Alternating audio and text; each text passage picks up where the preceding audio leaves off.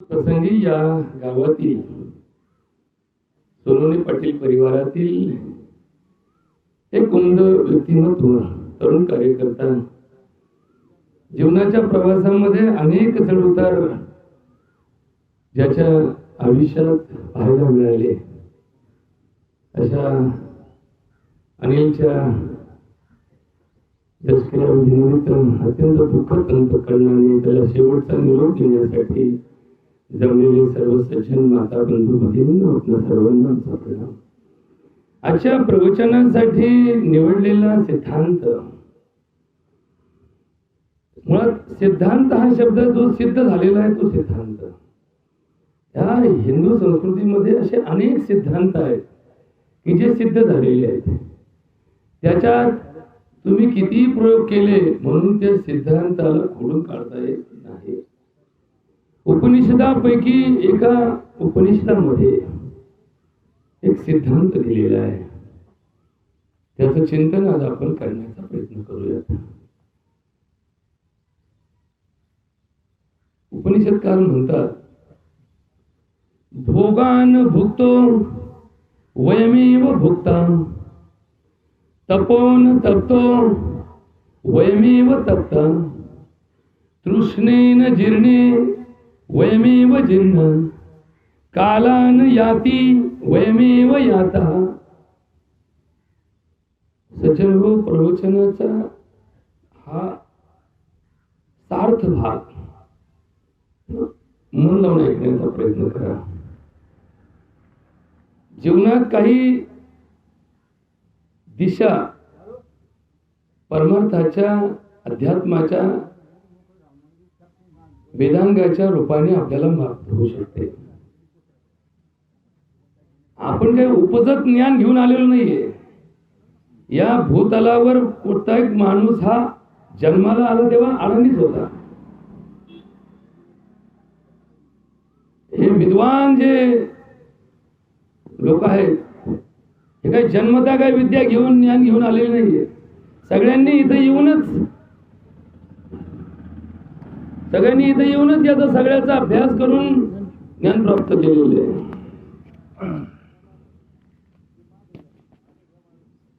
म्हणजे प्रयत्नानेच ज्ञान प्राप्त होतं. मात्र सगळेच ज्ञान पुस्तकात असतात, अभ्यासात असतात, शाळेत मिळतात असं नाही.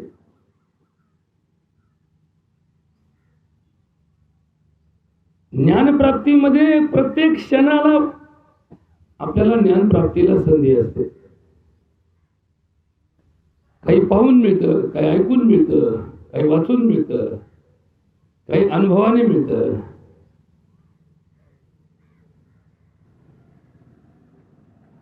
तसंच आपल्या शास्त्राने जे काही परंपरेचं ज्ञान दिलेलं आहे हे कल्याणकारी ज्ञान आहे.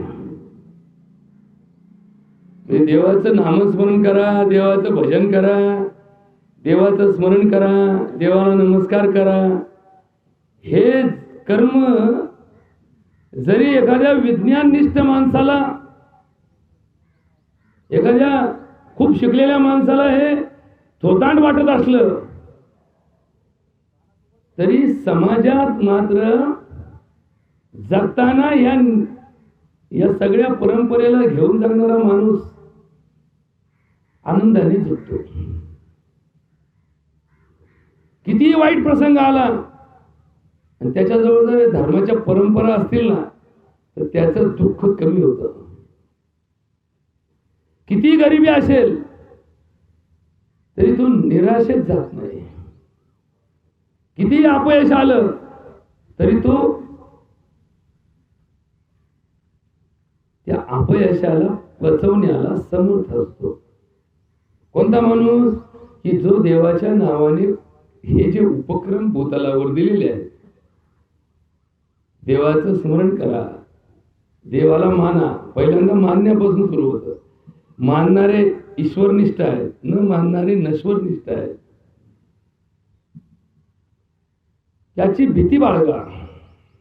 सगळ्यात मोठं परमार्थाचं तत्व बबनराव, हे सगळं जे आपण जे करतो ना, सगळं अध्यात्मशास्त्रामध्ये परमार्थ व्यवहारामध्ये जे काही करतो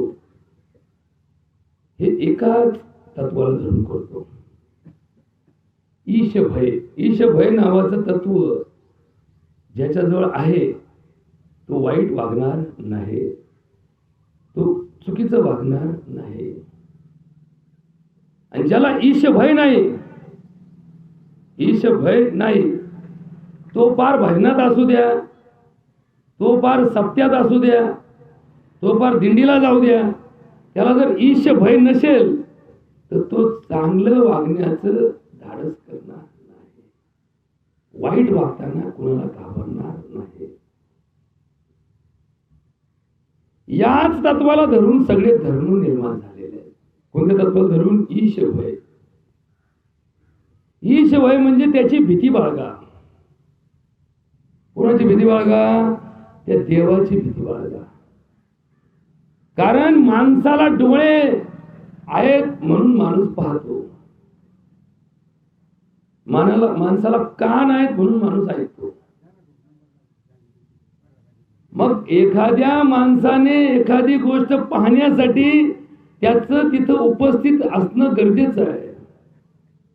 एखाद्याला एखादी गोष्ट ऐकण्यासाठी त्याच्या कानावर तो शब्द पडणं गरजेचं आहे.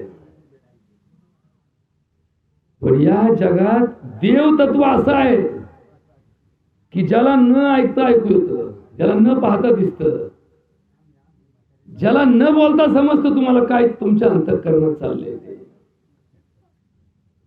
आता हे थोडस तुम्हाला पटायला अवघड आहे. तुम्ही म्हणा असं कसं होईल, आम्हाला डोळे असून दिसत नाही, त्याला बिगर डोळ्याचं कसं दिसतं?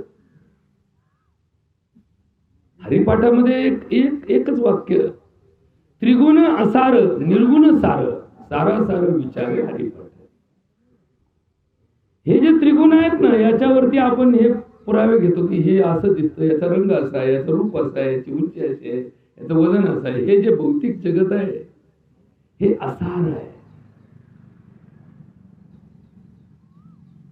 आणि निर्गुण जे आहे, निर्गुण ते सार आहे. आता निर्गुण सार म्हणजे काय सार आहे? निर्गुण सार म्हणजे तो निर्गुण निराकार भगवंत म्हणजे सार. आणि मग हे जे आलंय ना सगळं भूतलावरचं पंचतत्वाची सृष्टी ही असार आहे. मग जर तो सार आहे तर मग तो एक स्रोत आहे. मग इस्लाम तत्वामध्ये सुद्धा कुराणमध्ये तुम्हाला हेच वाचायला मिळेल, त्याची भीती बाळगा, त्याला शरण जा. आता तो सोडून तुम्ही जर बाकीच्यांना शरण गेलात तर नवीन प्रश्न तयार होतो. बरोबर का? थोडा धर्मभेद चिंतनाचा कसा आहे? हिंदू धर्म सगळ्यांच्या पाया पडायला सांगतो. सगळ्यांच्या म्हणजे कोणाच्या? हिंदू धर्मामध्ये एक वाक्य असं आहे, दुर्जनम प्रसंग म्हणते. एखादा नालायक आहे ना, त्याच्या पहिले पाया पडून टाका, म्हणजे विषय तुमच्या डोक्याला ताण राहणार नाही. आता तुम्ही म्हणाल हे काय राव, आता कसं धर्म आहे राव, नालायकाच्या पाया पडायचं आणि आधी पडायचं. प्रथम वंदे. तुम्ही तर म्हणले आधी आईच्या पाया पडा मग बापाच्या पडा, पण तिची आई उपस्थित आहे, बाप उपस्थित आहे, तिथे एक नालायक उपस्थित आहे. तर तुमचं धर्मकार्य काय? पहिल्या त्या नालायकाच्या पाया पडा. बरोबर? आता हे तुम्हाला हे सगळं आयुष्याचं चिंतन आहे ना. एखादी धर्मकार्य करताना देवाची पूजा करण्याआधी आधी राक्षसाचं मिटून टाका. बरोबर का? आता हे बऱ्याच ठिकाणी तुम्हाला धर्मकार्यात कळतं बघा, यात्रा असतात, उत्सव असतात. हे पहिल्यांदा हे जे उपद्रवी घटक आहेत ना, यांचं पहिलं मिटून टाका, यांचं पहिलं लफडं मिटून टाका. यांचा उपद्रव शून्य झाला तर मग आपलं कार्य चांगलं होतं. यांचं उपद्रव मूल्य कमी करण्यासाठी चिंतन सांगितलं.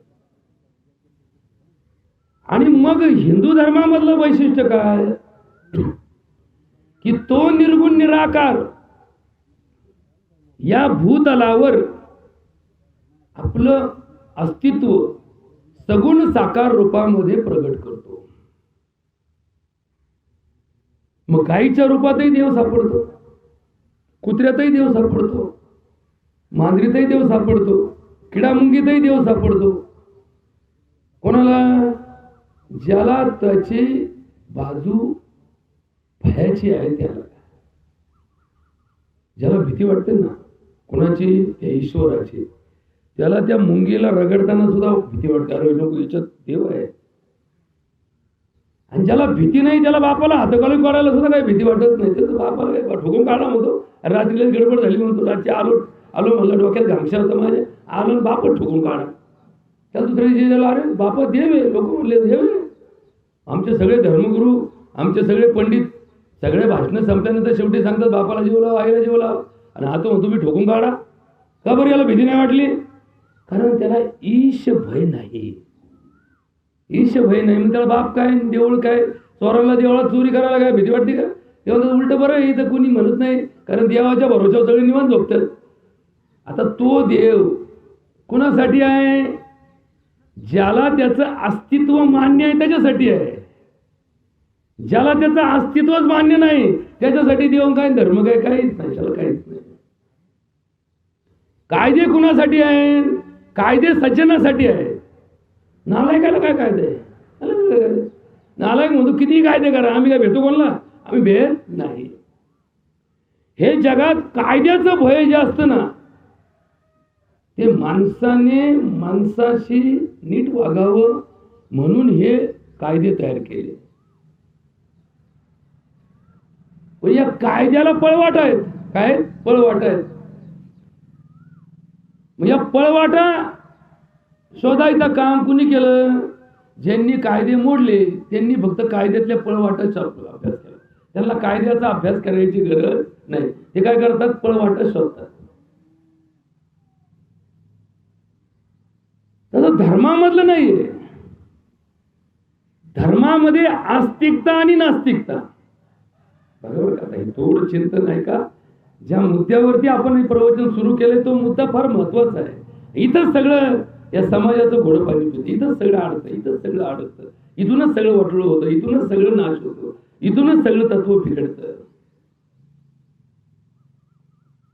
कारण आपण सगळेजण एकाच वाहनातले प्रवासी, एकाच वाहनातले प्रवासी. हे साधन जे आहे ना, हे भूतलावरचं हे पंचतत्व, हे साधन आपल्या सगळ्यांसाठी सारखंच आहे. म्हणून तर पैशावाला याच्यावरचीच भाकरी खातो आणि गरीब याच्यावरचीच भाकरी खातो. का? कारण पैसा जास्त झाला म्हणून ज्वारीचं रूपांतर सोन्याची ज्वारी तयार करून आणली. बायकांनी सोनाराकडे गेला सोन्याची ज्वारी तयार करून आणली. म्हणलं पैसा जास्त झाला त्याच्या घराला तर सोन्याचं पीठ झालं. नाही, पीठ ठेवायला सोन्याचा डाबा असेल, पीठ ठेवायला सोन्याचा डाबा असेल, पण पीठ मात्र ज्वारीच असेल. बरोबर. पाणी चांदीच्या ग्लासात पिईन, पण काय पिईन? पाणीच पिईन. तत्वाचं चिंतन बारीक आहे का? हे नास्तिक आणि आस्तिक. नास्तिकांच्या तत्वाला दोन कारण आहेत. दोन कारण आहेत. एक कारण आहे अज्ञान. त्याला माहितच नाही, त्याला काय घेणं पडलं. त्यांनी कधी विचार केलाही नाही, त्यांनी कधी त्याचा अभ्यास केलाही नाही, त्यांनी कधी परमार्थ समजून घेतलाही नाही आणि त्यांच्यावर त्याचा संस्कार झालाच नाही. बघा, या जगाची लोकसंख्या आजच्या तारखेला 789 कोटी आहे. या जगात सध्या किती माणसं राहतात जिवंत? 789 कोटी लोक जगात राहतात. त्यातले 146 कोटी भारतात राहतात. म्हणजे जगाच्या लोकसंख्येच्या जवळपास 1/7 लोकसंख्या भारताची आहे. पहिला चीन आपल्या पुढे होता. आता या बाबतीत आपण सरकलोय पुढे थोडस. तर या लोकसंख्येमध्ये 85 लाख लोक, त्याला विद्वान, आपण नवीन भाषेमध्ये विद्वान, शास्त्रज्ञ, एमफिल झालेले, PhD झालेले किंवा खूप शिकलेले असे 85 लाख लोक पाश्चिमात्य देशामध्ये असे आहेत की जे कुठला धर्म आणि धर्मग्रंथ मानत नाही.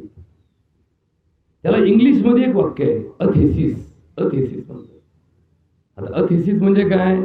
जे कुठलाच थेसिस मानत नाही. आता आपण कशाला मानतो? आपण वेदाला प्रमाण मानतो, आपण भगवद्गीतेला धर्मग्रंथ मानतो आणि आम्ही संत परंपरेला आमच्या दिशादर्शक ग्रंथामध्ये समावेश करतो. का? कारण आमचा त्याच्यावर विश्वास आहे आणि तेच आम्हाला शिकवण्यात आलेलं आहे की गीता हा तुझा धर्मग्रंथ आहे. म्हणून तो खोटं बोलायला जरी गेला कोर्टात तरी कोर्ट काय म्हणतं, तू हिंदू आहे का? हे गीतेवर हात ठेवता, देवा शपथ खरं बोलेल. ते खोटं का बोला? मग त्याला भीती का वाटत नाही खोटं बोलताना? जर तो भगवद्गीतेवर हात ठेवतोय आणि धडधडीत खोटी साक्ष देतोय, बरोबर का?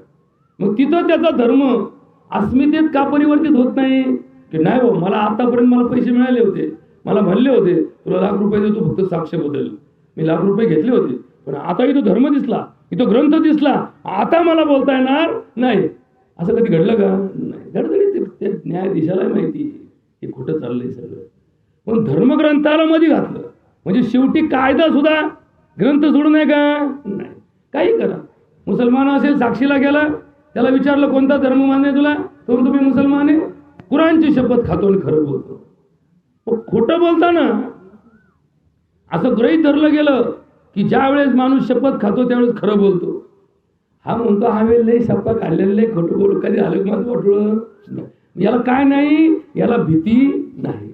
मग ही भीती कमी का होत चालली? कारण हे कलियुग आहे. काय? कलियुग आहे. कलियुगामध्ये माणसं स्वार्थ बुद्धीने जगतात. स्वार्थ बुद्धीने जगतात. मग स्वार्थ ज्याच्या डोक्यात घुसला, परमार्थ त्याच्या वाट्याला आला का? नाही.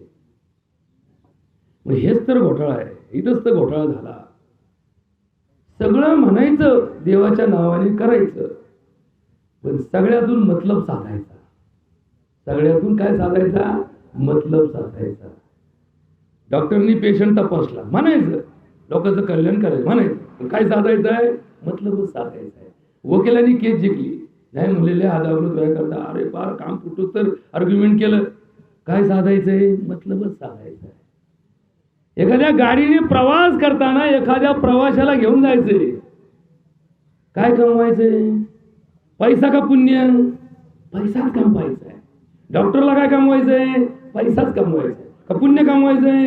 पुण्य कमवायचं असं तर पेट्रोलला महाग असते सगळी. हे सगळी जनता आहे ना, ही सगळी पेट्रोलला महाग असते. महाराजांना पायी यावं लागलं असतं.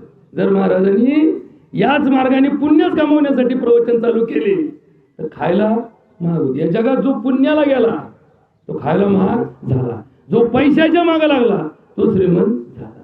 मग आता या श्रीमंतीचं आणि गरिबीचं या दोन तत्वातून विभाजन झालं पाहिजे. जर तुम्ही प्रामाणिक कष्ट करून गरीब राहिला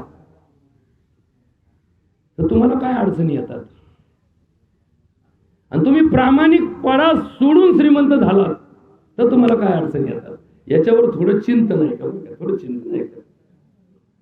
लोक म्हणतात अनितीने कमवलेलं पाण्याचा पैसा पाण्यातच जातो. कोणाच्या घरातला पैसा पाण्यात गेला का? नाही. बरोबर का? विचार बारीक आहे का? हे तत्व समजून घ्या तर तुम्हाला आयुष्यात काहीतरी प्रामाणिकपणाचं कर्म आठवलं. प्रामाणिकपणा ठेवायचा नाही आणि प्रामाणिक गोष्टी बोलायचं.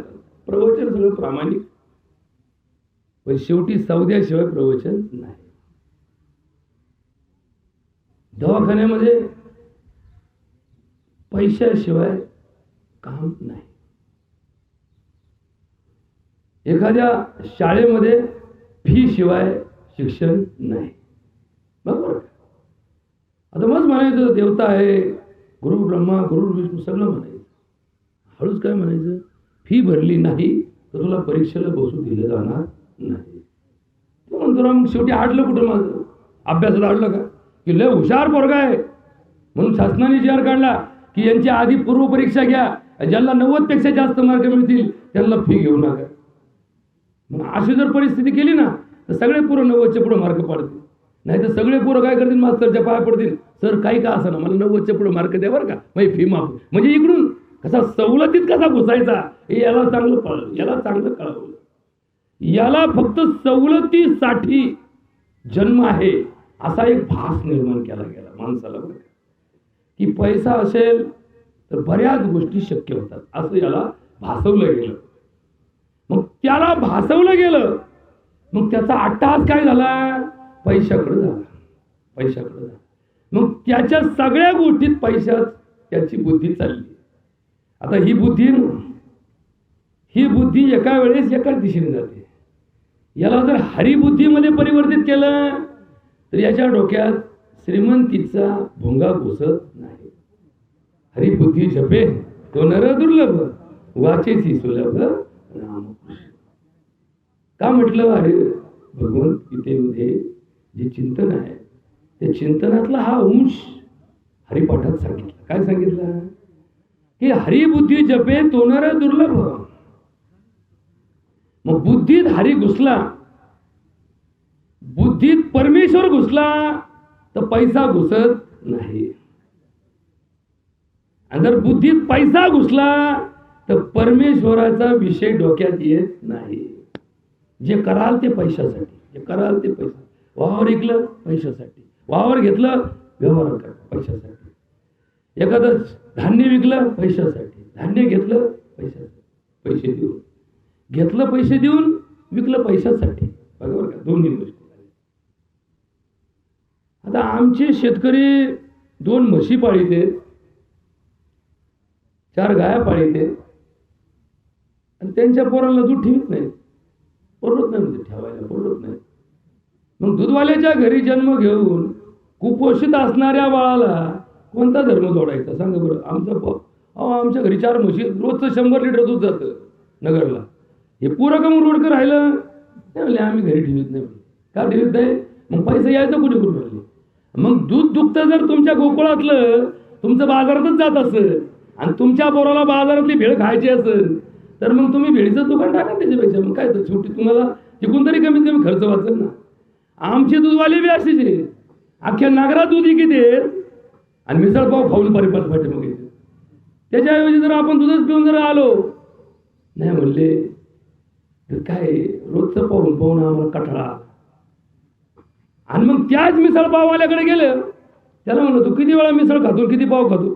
मी काही हात लावित वेळा, आमच्या घरात कोणीच खात नाही. मला बघ बरं का, आमचा दूधवाला म्हणतो आमच्या घरात कोणी दूध पित नाही, आणि ते मिसळ पाववाला म्हणा आमच्या घरात सारे दूधच पितात. म्हणला आम्ही मिसळला हात लावीत नाही. म्हणलं याच्यात काय काय हे आम्हाला सगळं माहिती. म्हणला काय काय वाटलं होतं हे सगळं आम्हाला माहिती. आता मी डॉक्टर आहे बबनराव, 35 वर्षात मी एकही गोळी खाल्ली नाही, कारण गोळीला काय काय साईड इफेक्ट आहेत हे माझे पाठ आहे. पण लोकांना वाटताना मी नसतो का, नाही घ्या घ्या डोक्याची गोळी का आले का, गोळी वाटेल आणि लय डोकं दुखलं घ्या गोळी.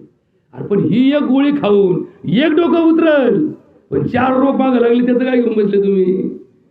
माणसं विचारच करायला लागले, विचारच करायला तयार नाही. माणसाच्या डोक्यात विचारच राहिला नाही.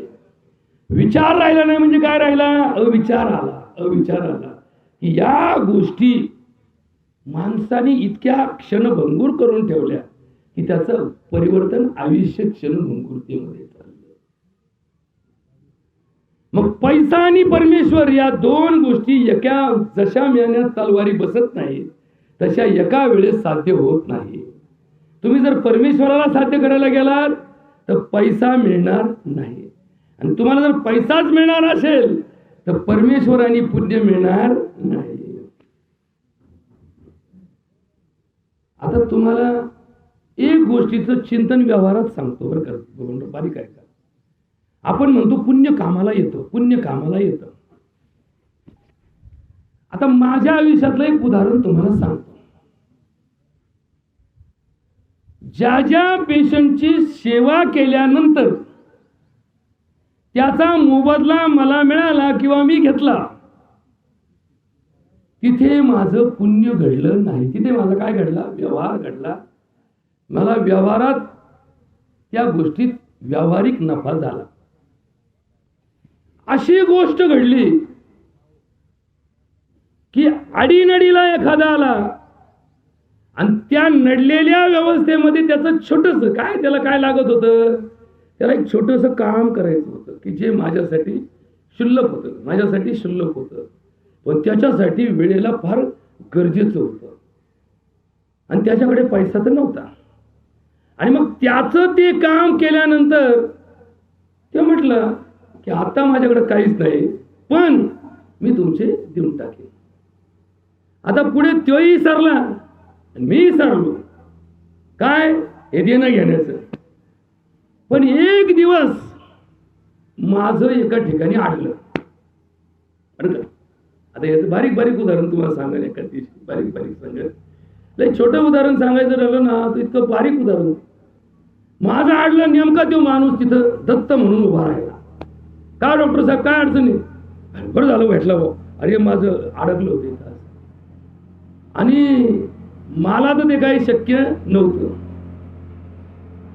तेव्हा किरकोळ आहे, कारण ते काम त्याच्यासाठी किरकोळ होतं. आणि मग त्यांनी त्या कामात मला मदत केली आणि माझी अडचण त्या टायमाची दूर झाली. आता मला वाटलं की याने मला मदत केली, याला याचा मोबदला द्यायला पाहिजे. आणि मग मी आपण जरा थोडे स्वतःला शाणे समजतो आणि माणसाने व्यवहारामध्ये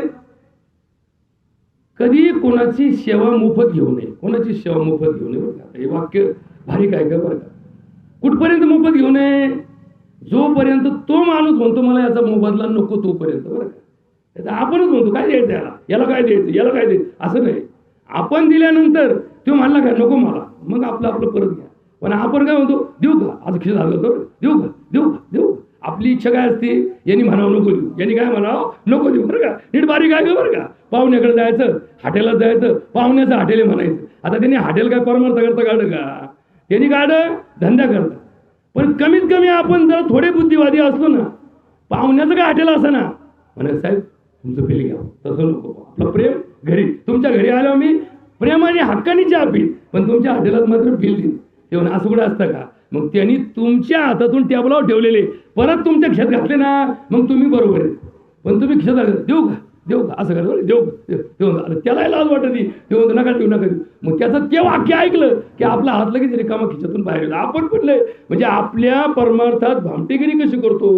परत त्याला काय म्हणायचं, मी तर म्हणलो होतो म्हणे तुम्हाला घ्या, पण घ्या म्हणला, पण ते घ्या आणि द्या मधला जो विलंब आहे, हा विलंब कसा मतलबात परिवर्तित करायचा याचं शिक्षण आपण पक्क घेतलेले. कारण आपल्याला माहिती आहे की हा म्हणला की याला हलकट म्हणायचं, हा म्हणला तर याला हलकट म्हणायचं, आणि हा नाही म्हणला तर आपण रुबाबाने म्हणायचं मी तुम्हाला म्हणलो होतो घ्या पण तुम्हीच नाही घेतले. म्हणजे बघा बरं का, चित बी मेरी आणि पट बी मेरी, दोन्ही करून आपण याच मार्गाने जीवनात जातो. मग मी आपला म्हणलो घ्या, भास्करराव डॉक्टर साहेब लय उपकार तुमचे माझ्यावरती. अहो त्या दिवशी रात्री परत मला आठवण राहिली नाही, कशाची याची आठवण नाही राहिली. पण तुम्ही केलेल्या उपकार माणूस विसरतो का? नाही, कधीच विसरणार नाही. आई बापाने आपल्याला शाळेत असताना फी भरताना दिवाळीचे त्याचे कपडे कॅन्सल केले ना, आपल्याला फी भरली, हे ज्याला आठवतं ना तो आई बापाला कधी विसरणार नाही. मग हे आठवतं कोणला, ज्याच्या घरात पोरांना शिकवलं त्या प्रत्येक मुलाला आमच्या पिढीपर्यंत शिक्षणाला पैसा जो लागला तो काटकसरीनेच वापरावा लागला. कारण श्रीमंत कोणी नव्हतं. श्रीमंती कशात मोजायचे? त्यांचा 50 पायल्याचा पेरा आहे. मग त्या 50 पायल्याच्या पेराला किती झाले पोते हे कोणी विचारलं नाही. लय मोठी आसामी. बरोबर का? श्रीमंती कशात मोजायचे? आसामीत मोजायचे. आणि आसामी कशात मोजायचे? पेऱ्यात मोजायचे. 50 पायल्याचा पेरा आहे, 1 पोत्याचा पेरा आहे. बरोबर का? म्हणजे पेरा मोठा म्हणून आसामी मोठी. उत्पन्न काय ते ना काही विचारू, त्याच्यावर आसामी ठरत नाही. सुखे दुःखे समे कृत्वा लाभा लाभो जया जयो तो युद्धाय युद्ध स्व नत्वम पापम आपनुयात. मग आता मी बारीक विचार केला, त्या दिवशी रात्री जर मी व्यवहारात त्याच्याशी काम बघलो, काय भाऊ पैसे दे, नाहीतर मी काय करणार नाही.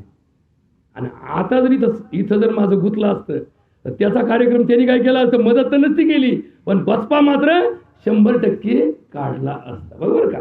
वचपा कधी काढतो माणूस? ज्या वेळेस त्याच्या भावना दुखावल्या गेल्या, ज्या वेळेस त्याच्या अडीनडीला आपण मदतीला गेलो नाही, तर त्याच्या डोक्यात ते पक्क बसतं. बरं, लोकांनी काय केलंय, याच्यावर बी उत्तर शोधलं. बरं का बोलराव, याच्यावर बी उत्तर शोधलं. द्यायचं तर नाही, पण पटवून सांगायचं. भाऊ आला म्हणला, दादा 50,000 रुपये दे बरं. आता मस्त माहिती आपल्याला भाऊ देणार नाही, बुडवणार आहे, सगळं कर्ज आहे. पण आपण ज्या खाणी जन्माला आलो ते आपला सक्का भाऊ आहे, अशा अक्कल खाती गेले म्हणून समजा. पण त्याचं काम जर खरोखर चांगलं असेल तर त्याच्या बायकोची गाठ घ्या, तिला विचारा खरंच गुंतलंय का तुमचं, नाही तर हे 50 घ्यायचं आणि भलतेच कुठं नाही करायचा. त्या घराला विचारा आणि देण्याचा प्रयत्न करा. पण आपण काय करतो, कासरा लागून देत नाही, अंगाला कासरा लागून देत नाही.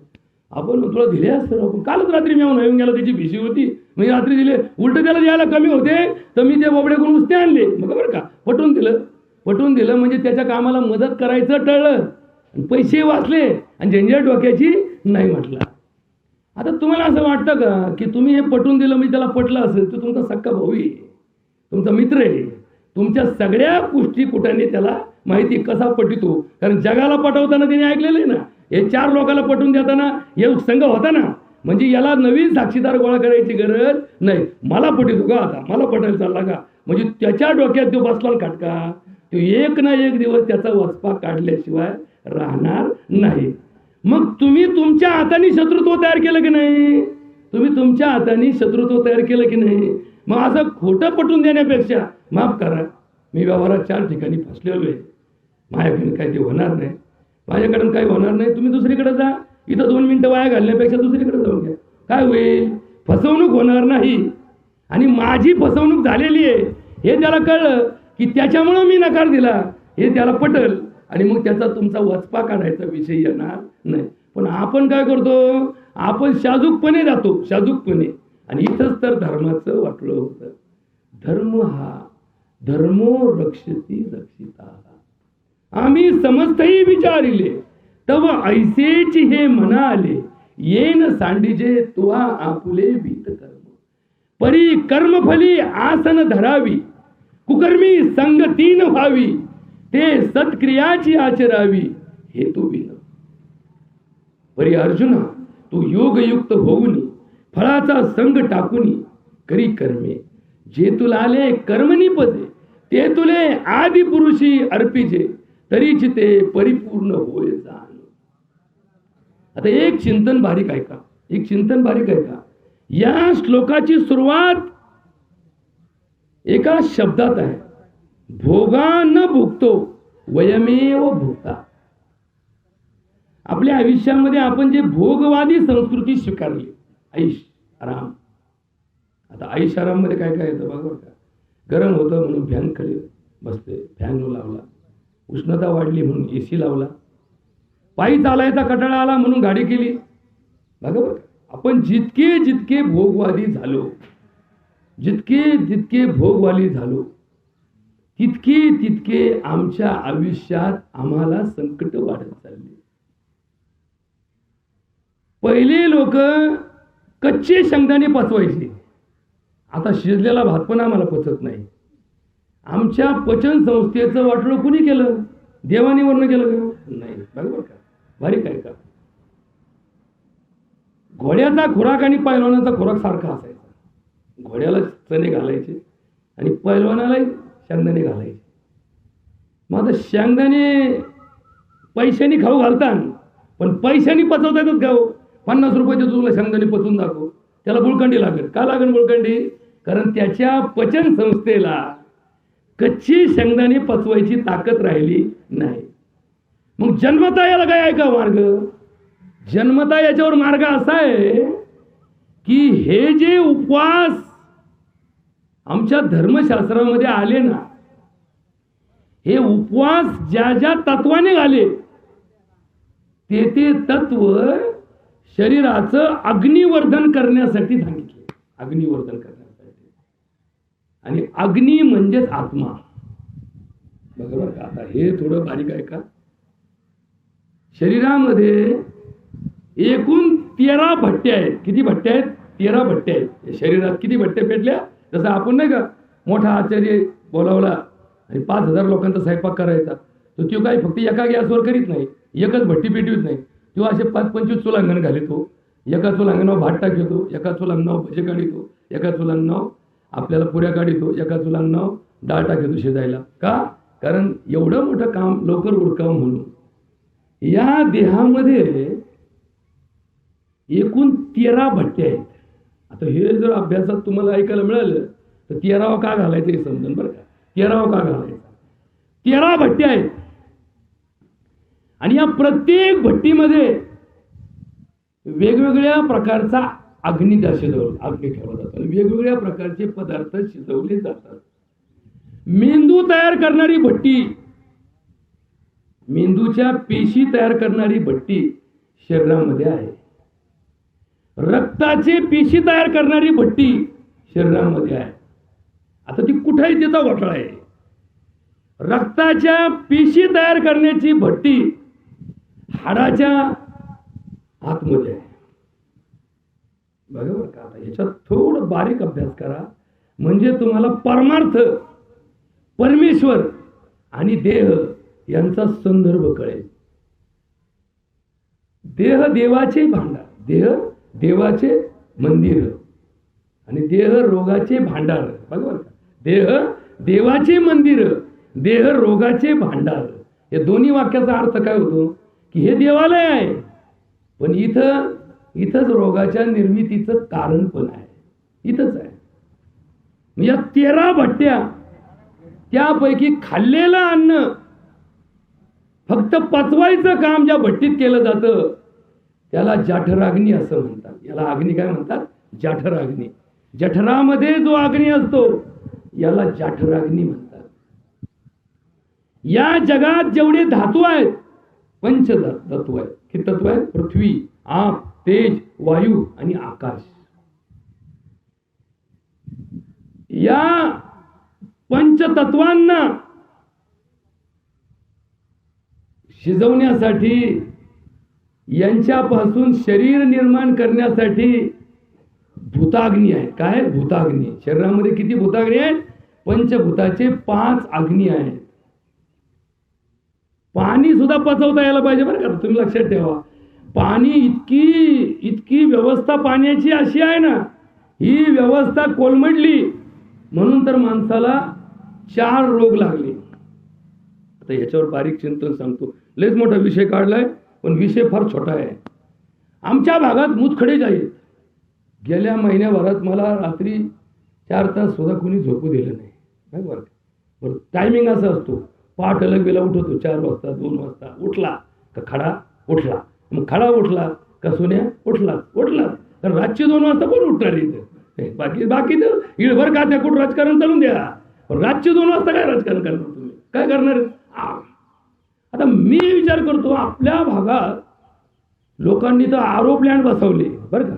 आरो प्लॅन्ट बसवले, पाणी शुद्धीकरण प्रकल्प आले. आपल्या गावात 48 गाव पुरानगर पाणी योजना आली. आपल्या गावात डॅमचं पाणी आलं, पण मुतखडे काय कमी व्हायला तयार नाही. मग याच्यावर बारीक चिंतन सांगतो. जरा कमीत कमी मुतखड्यापासून तरी वाचतात. नाही तर लय लोकांचे कापाकापी करून किडण्या गेलेत काम. किडण्या या मुतखड्यापायी आपल्याकडे 25% लोकांना मुतखडा आहे आपल्याकडे. एवढा का बरं आला? याचं कारण तुम्ही जरा लक्ष घाला. कारणात लक्ष घाला म्हणजे कार्य बदलता येईल. या भूताग्नीमध्ये जलाग्नी आपल्या शरीरामध्ये आहे. बघा, तहान लागते. तहान पोटाला लागते का? नाही बरं का, पोटाला तहान लागत नाही. तहान कशाला लागते? तहान टाळून लागते. कशाला लागते? टाळून लागते. बरोबर का? आता पोपटराव एक वाक्य आहे, लोकांना तोंडाने अन्न घालायचं नाही म्हणून नाकातून नळी घातली बरं का, आणि 1 लिटर पाणी सोडलं, तो म्हणतो राव तहानच जाईना, आणि त्याच्या तोंडात चमच्याभर पाणी ओतलं आणि त्याच्या टाळूला पाणी लागलं. तो म्हणतो आता बरं वाटलं. बघा बरं का, आता म्हणजे पोटात पाणी सोडलं त्याला काही कळलं नाही. त्याच्या टाळूला पाणी लागलं. टाळूला फक्त तोंडात पाणी घेतलं आणि त्याच्या टाळूला पाणी लागलं. टाळूला पाणी लागल्या लागल्या त्याला तहान त्याची भागली. म्हणजे पाणी कुठं लागलं पाहिजे? टाळूला लागलं पाहिजे. मग पाणी कसं प्यावं याचा जरा बारीक अभ्यास करा बरं का. पाणी कसं प्यावं? पाण्याचा घोट तोंडात घ्यावा, तोंडात पाणी साठवून ठेवावं. किती मिनिटं? काही सेकंद. मग ते जेव्हा टाळूला पाणी लागेल तेव्हा मग ती पखाल आतमध्ये टाकलावी. परत दुसरा घोट घ्यावा, पाणी घोटघोट प्यावं. आपण ती बिसलरी बाटली घेतो आणि जसं काय एखाद्या पेट्रोलच्या टाकीत पेट्रोल सोडतो, धाड धाड धाड धाड धाड धाड धाड धाड धाड धाड धाड बाटली खपवली. आता तुम्ही अजून एक तत्वज्ञानाचा अभ्यास लक्षात करा. लय गरम होतं म्हणला, या थंड बाटली, चिल्ड बाटली द्या. एक चिल्ड शब्द आल्यापासूनच हे चिलिंग सुरू झालं बरं का. दुधाचं चिलिंग सुरू झालं. तसं चिल मध्ये आता काय काय चिल सगळं तुम्हाला माहिती. वातावरणामध्ये चिल काय काय भेटतं. हे चिल पायी तर पुरं गेली आपले ना, किती पुरं गेली चिल्ड पायी. मग आपण काय करतो? थंड पाण्याची बाटली घेतो. जितकं पाणी थंड तितकं उष्णता जास्त. आता हे गणित तुम्हाला समजून घ्यायचं असेल तर हिवाळ्याच्या दिवसामध्ये बर्फाच्या लादीतून वाफा निघतात. बर्फाच्या लादीतून वाफा निघतात. आता तुम्ही दुधाच्या ग्लासातून वाफा निघल्या तर दूध गरम आहे म्हणून सांगता. तर बर्फाच्या लादीतून जर वाफा निघत असतील तर बर्फ थंड आहे म्हणायचं का? नाही. बर्फातून जर वाफ निघली तर ते भौतिक शीतता आहे. काय? भौतिक शीतता आहे. पण त्याच्यामध्ये काय आहे? गरमी आहे. बघा का, गरमी आहे. मिरची फ्रीज मध्ये ठेवली म्हणून तिचा तिखटपणा कमी होतो का? अजिबात नाही. लवंगी मिरची फ्रीज मध्ये ठेवली, 8 दिवस फ्रीजला ठेवली, नाही म्हणली आता मिरची थंड झाली. मिरची कधी थंड होईल का? मिरची खाल्ल्या दुसऱ्या दिवशी सकाळी कळतं गरम आहे का थंड येते. बरोबर का? लगेच कळत नाही. लगेच जिभेला कळतं. तुम्ही तशी तोंडातून पोटात सोडली, जिभेला ठेवलीच नाही तर मिरची तिखट लागणार नाही. पण दुसऱ्या दिवशी सकाळचा प्रातर्विधीला गेले का मग ती मिरची कार्यक्रम करायला सुरुवात करते. नाही बाबा तकलीफ झाली हो का? रात्री मिरची खाल्ली होती. बरोबर का? म्हणजे नीट आहे का? मग हे पाणी जर तुम्ही शास्त्रोक्त पद्धतीने पिला तर ते पाणी त्या मार्गाला जातं. कोणत्या मार्गाला? पाण्याचे शरीरामध्ये पाट आहेत, अन्नाचेही पाट आहेत. अन्नाचा रस्ता वेगळा, पाण्याचा रस्ता वेगळा. आपण ज्या पद्धतीने पाणी पितो ते पाणी अन्नाच्या रस्त्याने जातं. भाऊसाहेब नीट लक्षात ठेवा. ते कोणत्या रस्त्याने गेलं पाहिजे? ते पाण्याच्या वाटाने गेलं पाहिजे. ते पाण्याच्या वाटाने का जात नाही? कारण आपण शास्त्रोक्त पद्धतीने पाणी पित नाही. पाणी पिण्याचे 4 नियम लक्षात ठेवा. पाणी आणि अन्न कधी उभ्या उभ्या खाऊ नका, कधीच खाऊ नका. खाली बसा, भारतीय बैठकीनेच बसा. जर भारतीय बैठकीने नाही बसता आलं तर किमान खुर्चीवर बसा. किमान खुर्चीवर बसा. लयच खुर्चीचा ना आलं तर खुर्चीवर बसा. पण बसून पाणी प्या, बसून जेवण करा. बसून केल्यामुळे काय होतं माहिती का? की शरीरामधल्या त्या वाफ्याला बारं दिलं जातं. बारं, आता बारं पण आहे बरं का शरीरात. बारे जसं आपण नाही का वाफ्याला बारं देतो. बारं मोडायला चाललो मी आताच वाफ्याला पाणी सोडवतं, कडाला पाणी गेलं की आपण बारं मोडितो. पहिलं बारं कुठे माहिती का? पहिलं बारं आपल्या स्वरयंत्राच्या वरती पहिलं बारं आहे. आपण खाल्लेलं अन्न हे अन्ननलिकेत जावं का श्वास नलिकेत जावं हे कोण ठरवतं? हे बारं ठरवतं. आणि या बाऱ्यात घोटाळा झाला. एखादा माणूस जेवता जेवता बोलतोय, जेवता जेवता हसतोय आणि मग तो शेंगदाणे खात होता आणि चुकून असं झालं की शेंगदाण्याचा तुकडा श्वास नलिकेत गेला. आता अन्न नलिकेत गेला तर सकाळी सकाळी त्याच्या रस्त्याने निघून जाईल. आता श्वास नलिकेत गेला, रस्ता चुकला, किती खर्च आला? 50,000 रुपये लागले. बरं आमच्या तावडी सापड्या सुटका आहे का तिथे? तुम्हाला काय कळतं इथं? म्हणजे त्याला दुर्बीन घालावं लागेल. दुर्बीन म्हणजे काय? एक नळी असती ती काय घातलेली काय तिची कमी होती का थिकनेस? कधी फेकून द्यावं लागते. एका नळीने किती, एका नाव्याने जसं आपण म्हणतो याचं काय भाऊ वाटीत पाणी सदा आमदानी, आम्हाला तर पाणी लागत नाही, आमच्या वस्ताला काय काय. म्हणजे बघा बरं का, नीट बघा, नीट बारीक अभ्यास करा, नीट बारीक अभ्यास करा. या जगाचं तत्व जिथं परमार्थ पाहिजे तिथं स्वार्थ घुसलाय. आणि जिथं स्वार्थ पाहिजे तिथं परमार्थ घुसलाय. म्हणून तर आपल्या हायवेला तुम्ही वावर इकायला काढा, 4च गिऱ्हाईक लागतील. सगळ्यात पहिल्यांदा डॉक्टर म्हणून आहे का काही इकायला, 2 नंबरला वकील म्हणून, 3 नंबरला डबल इंजिनवाले कुणी मास्तर असतील तर ते हेरपाटे आणतील. आहे का तुमच्याकडे एखादा गुंठा, एखादा एकर कुठे इकायला? मग का? कारण काय? या क्षेत्रात खरं तर परमार्थ पाहिजे, पण घुसला काय? स्वार्थ घुसला. म्हणून श्रीमंताच्या यादीत नाव कोणाचे आले? 2500 वर्षापूर्वी, बबनराव, 2500 वर्षापूर्वी भीक मागणारी जात कोणाची होती? डॉक्टरची होती. 2500 वर्षापूर्वी घरोघर भीक मागायचा. अरे तुंबडी लावून घ्या, जळू लावून घ्या, तुमचा पांड्याचा किडा काढून देतो, तुमच्या गुडघ्यातलं नासकं रक्त काढून देतो. लोक म्हणायचे माफ कर, आमचे गुडघे शाबू दे, आमचे गुडघे शाबू दे. तेव्हा म्हणायचा मग कमीत कमी मला खायला तरी राहो, नका का तुमचे गुडघे नीट खायला द्या म्हणायचा. बस बसायचा. बघा का ही जमात, डॉक्टरची जमात. आता जमातले परत शब्द तुम्हाला माहिती, सगळी जास्त बोलत नाही. आता लोक होऊन जातात, डॉक्टर साहेब आपला नंबर लावायचा. बरं आमच्यात ते थोडे वासरात लांगड्या गायच्या आणि आल्या. आमच्या सरांची फी तुला माहिती किती आहे? 7,000 रुपये तपासाची फी आहे. कालच एक पोराला, ढोळपुरीचं पोरगं होतं, त्याच्या रक्तातल्या पिशी तयार होत नव्हत्या. आता त्याला म्हटलं बाबा 3 महिन्याचं पोरगं, त्याला रक्त भरलं, पण त्याच्या शरीरात यंत्रणा काम करत नव्हती, कारण त्याच्या शरीरातली रक्ताची भट्टी बिघडलेली होती. आणि त्याला दर महिन्याला रक्त भरावं लागतं. बरं का, असा रोग आहे की पोरगं जन्माला आलं, निष्पाप जन्माला आलं, पण त्याला असा रोग लागला की दर महिन्याला रक्त भरलं तर ते जिवंत राहील, रक्त नाही भरलं तर त्याला करणार नाही. मग म्हणलं पुण्यामध्ये असाचे डॉक्टर आहे, तो त्या डॉक्टरकडे नंबर लावायचा. मग ते पेशंट मला म्हणलं तुम्हीच लावा. आता मी स्वतः फोन लावला, बाबा कालचीच गोष्ट, फोन लावला. आता फोन तर काय, आमचे असिस्टंट, आमचे PA निघाले. आता PA कोणाला नाही राहिले. आता ते म्हणले या, म्हणले सोमवारी. पण तुम्हाला माहिती का आमच्या सरांची फी किती आहे? मला वाटलं असेल 500, 1000. आता 1000च्या पुढे तर माझं अजून मी ऐकलं नाही का होतं, बाकीच्यांचं काय घेऊन. ते म्हणले सरांची तपासायची फी 7,000 रुपये आहे, बाकीचं काही तपास नाही केलं तर वेगळी लागेल. या पोराला म्हणलं थांब थांब, किती सांगितली डॉक्टर साहेब फी? मी त्याला आकडा सांगितलेला आहे. आता त्यो गडी मला माहिती नाही, जो ऐकलं तर त्याला चक्कर यायला बसली. मी म्हणलं काही काळजी करू नको.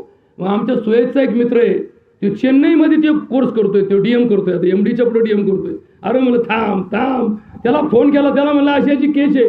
तेव्हा म्हणला अहो मला माझ्या DM साठी अशा केसेस पाहिजेत, मी पदर येतो आणि पदर त्याला आमच्या मोठ्या साहेबांना दाखवतो, त्याचा सगळा खर्च मी करतो म्हणला. बघा म्हणजे कधी बघा बरं का, डॉक्टरकीमध्ये असंही घडतं ना असंही घडतं.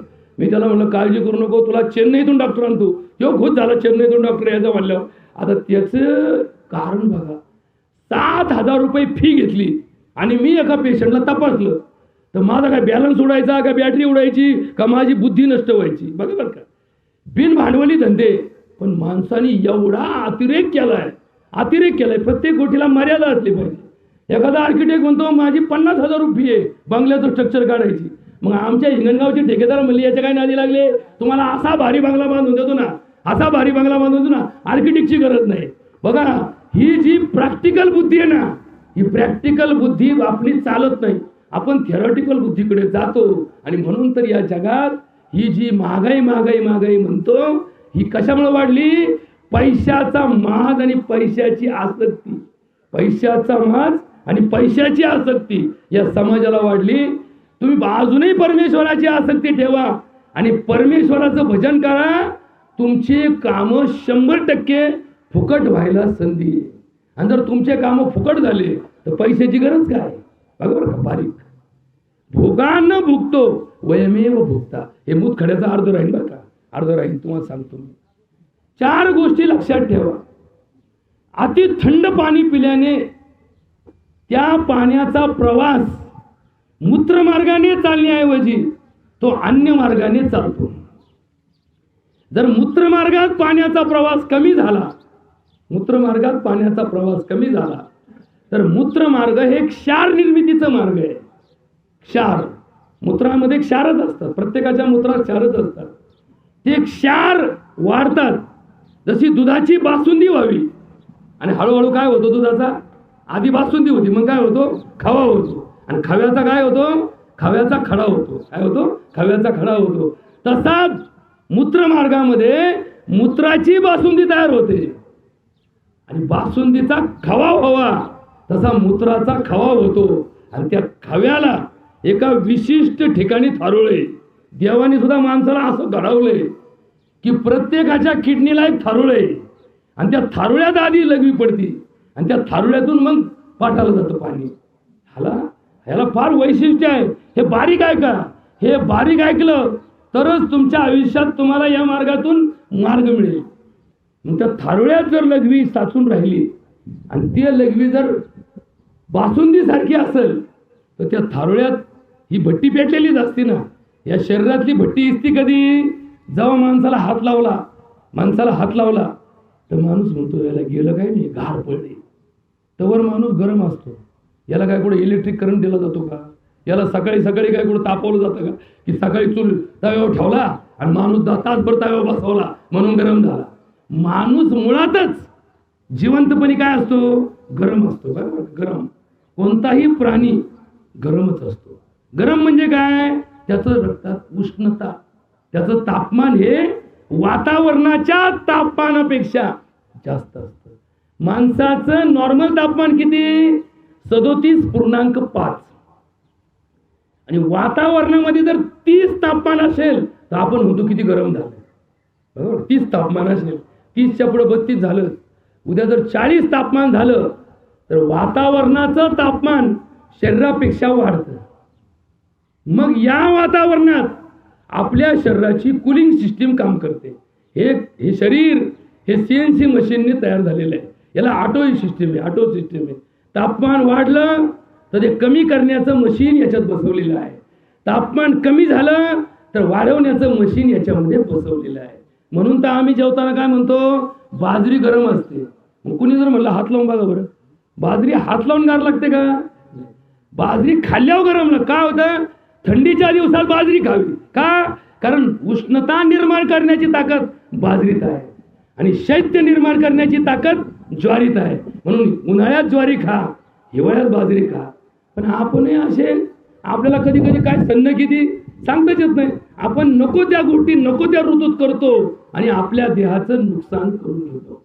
मग 3 गोष्टी लक्षात ठेवा. मूतखड्यापासून वाचायचं असेल तर सतत पाणी पित राहा, पण थोडं थोडं पित राहा. एकदम भसक्यात पाणी ओतलं टाकीत ओतल्यावानी तर ते मूत्रमार्गात जात नाही, ते दुसऱ्या मार्गाने निघून जातं. आणि जरी मूत्रमार्गात गेलं तर त्या थारोळ्यात जात नाही. थारोळ्याच्या वरून गायब होतं. लगेच त्याला आता वरून त्याचा फवारा लांब पडतो आणि ते वरून गायब होतं. बरोबर का, आता याच्यावर थोडं चिंतन करा. दुसरं, बसून पाणी प्या. उभा राहून पाणी पिण्याची सवय कधीच ठेवू नका. तिसरी गोष्ट, पाणी तोंडात घेऊन तोंडाची चूळ भरा मग पाणी प्या. तोंडाची चूळ भरा मग पाणी प्या. एक घोट घ्या किंवा घोटाघोटाने पाणी प्या. आपण दारू घोटाघोटाने पितो, पण पाणी मात्र भासक्यात पितो. आता याच्यात थोडासा गडबडीचा भाग आहे. याच्यावरती जास्त अभ्यास करण्याची आम्हाला गरज आहे आणि म्हणून 4 गोष्टी सांगण्याचा प्रयत्न करा. आता मूळ मुद्दा की माणसं लहानची मोठी होताना नेमकी कुठं बिघडू शकतात, नेमके कुठं बिघडतात. पहिलीचं पोरगं कधीच बिघडत नाही. तुम्ही फार पेताळ मास्तरच्या हाताखाली त्याला ठेवा, त्याच्यावर परिणाम होणार नाही. चौथीचं पोरगं फार ब्युटी पार्लर मध्ये सजून आणलेल्या बाईच्या हाताखाली ठेवा, तरी ती मुलगी बिघडणार नाही. बरोबर का, नीट ऐकून घ्या कुठं बिघडतं. हे बिघडतं कुठं कळलं तर नीट कुठं करायचं हे कळलं पाहिजे. बरं का, हे सगळं घोटाळे. कारण हिंगणगावात 1 नाही, 2 नाही, 3 नाही, 4 नाही, 5 नाही, गेल्या 11 महिन्यात 11 केसेस गेले ना आपल्या. काय थोडे गेले का, याची यादी वाचायला काय गरज आहे का, आपण सगळेच होतो ना वाटं लावायला. हे बिघडतं कुठं हे ज्याला समजलं त्यालाच हे सुधारतं कुठं हे समजणार आहे. आमच्या अध्यात्मशास्त्रामध्ये एक सुभाषित आहे. हे सुभाषित थोडं बारीक आहे का, म्हणजे तुम्हाला हे कळल की पुढे आपण नेमकं कसं वागायचं. त्या सुभाषितामध्ये संस्काराची बाजू सांगितलेली आहे, संस्काराची बाजू. आणि काय सांगितली तेवढी ऐका. 5 वर्षात लाडे, 10 वर्षात ताडे, 15 वर्षात मित्रवत आचरेत. आता एवढं जरी आजच्या प्रवचनातून तुम्हाला सगळ्यांना समजलं ना, तरी या जगात तरुण वाया जाणार नाही, तरुण बिघडणार नाही. कोणाच्याच बापाची इच्छा नसते की आपला मुलगा वाया जावा, आपला मुलगा व्यसनाधीन व्हावा, आपला मुलगा अशा पद्धतीने जगावा.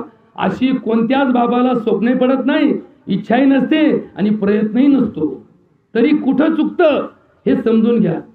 त्याचं चुकतं का आपलं चुकतं याच्याकडे लक्ष द्या. बऱ्याच वेळा आपण काय करतो, एखाद्या माणसाच्या व्यसनावर त्या व्यसनी माणसाला दोषी धरतो. बरोबर का? त्या व्यसनी माणसाला दोषी, ते तसंच आहे, ते तसंच आहे, ते ऐकतच नाही, ते ऐकतच नाही, त्याला लय समजून सांगितलं, लय केलं, पा ठोकला. नाही, काहीतरी गडबड होते, काहीतरी चुकतंय आपलं. अभ्यासाच्या बाबतीत त्याचे आमचं पोरगा अभ्यासच करीत नाही, त्याला ठोकला तरी करीत नाही, त्याला गोडीत घेतला तरी करीत नाही, त्याला कपडे आणले तरी अभ्यास करीत नाही. अहो त्याला बार जीव लावला त्या हिशोबाने मला बाजारात गुलाबजामू खायचे, मी गुलाबजामू खाल्लं का अभ्यास करतो. मी त्याच्याकरता बाजारात गेलो, गुलाबजामू आणले, पण घडी अभ्यासाचं काही नाव घ्यायना. आता एकीकडे सुधारायचं नाव घ्यायना, एकीकडे बिघाडेले सुधारणा. मग याच्यातून काय साध्य करायचं, कसं साध्य करायचं, कसं वागायचं पोरांशी म्हणजे आपले पोरं बिघडणार नाही, याचं चिंतन बारीक ऐकून घ्या बायांनो. म्हणजे तुम्हाला कळेल की याच्यातला मार्ग कोणता आहे. याला धाक हा मार्ग नाहीये, याला भांडण हा मार्ग नाहीये, याला भीती दाखवणं हा पण मार्ग नाहीये. ते भीतीच्या पलीकडे गेलेले असतात. त्यांना सगळ्यांना माहिती आहे. सगळ्यात वाईट या गोष्टीचं वाटतं की एखाद्या दारू पिणाऱ्या माणसाला, एखाद्या मुलाला दारू पिऊ नको म्हणून पटवून सांगण्यासाठी पाठवा. तो इतका भारी सांगतो त्या पोराला, अरे फार बेकार कामी आहे दारूचं, हे किडनी लिव्हर फार खराब होईल. कोण सांगतो? पेताळ सांगतो. कोणाला सांगतो? एखाद्या चांगल्या पोराला सांगतो. गुरु तत्वावर बसतो बरं का, गुरु ठिकाणी बसतो, गुरु ठिकाणी बसतो आणि सांगतो फार डेंजर काम आहे. आता त्या सांगणाऱ्या ऐकणाऱ्या पोराला माहित नसतं की याच्यातला गडी. तो म्हणतो काय भारी माणूस आहे, खरंच त्यांनी पटवून सांगितलं बरं का. म्हणजे व्यसनमुक्तीचा प्रचार व्यसनी माणसं लवकर करू शकतात. बरोबर का करू शकतात? कारण त्यांचा अनुभव असतो ना, त्या अनुभवाच्या जीवावर ते दुसऱ्याला याच्यात ओढायचा प्रयत्न करीत नाहीत. प्रत्येक व्यसनी माणसाला आयुष्यात कधीच असं वाटत नाही की आपल्या मुलाने व्यसन करावं.